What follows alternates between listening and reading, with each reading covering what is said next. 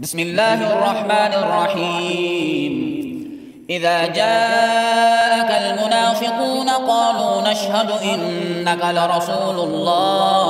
والله يعلم إنك لرسوله والله يشهد إن المنافقين لكاذبون اتخذوا أيمانهم جنة فصدوا عن سبيل الله إنهم ساء ما كانوا يعملون ذلك بأنهم آمنوا ثم كفروا فطبع على قلوبهم فهم لا يفقهون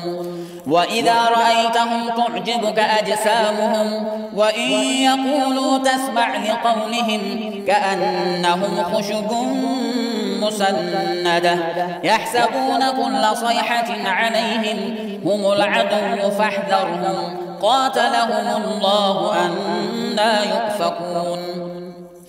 وإذا قيل لهم تعالوا يستغفر لكم رسول الله لووا رؤوسهم ورأيتهم يصدون وهم مستكبرون سواء عليهم أستغفرت لهم أم لم تستغفر لهم لن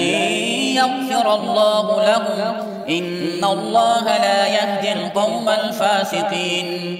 هم الذين يقولون لا تنفقوا على من عند رسول الله حتى ينفضوا ولله خزائن السماوات والأرض ولكن المنافقين لا يفقهون يقولون لئن رجعنا إلى المدينة ليخرجن الأعز منها الأذل ولله العزة ولرسوله وللمؤمنين ولكن المنافقين لا يعلمون يا أيها الذين آمنوا لا تلهكم أموالكم ولا أولادكم عن ذكر الله ومن يفعل ذلك فأولئك هم الخاسرون وأنفقوا مما رزقناكم من قبل أن يأتي أحدكم الموت فيقول رب لولا أخرتني إلى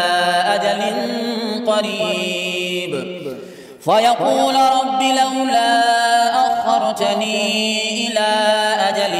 قريب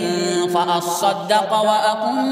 من الصالحين ولن يؤخر الله نفسا إذا جاء أجلها والله خبير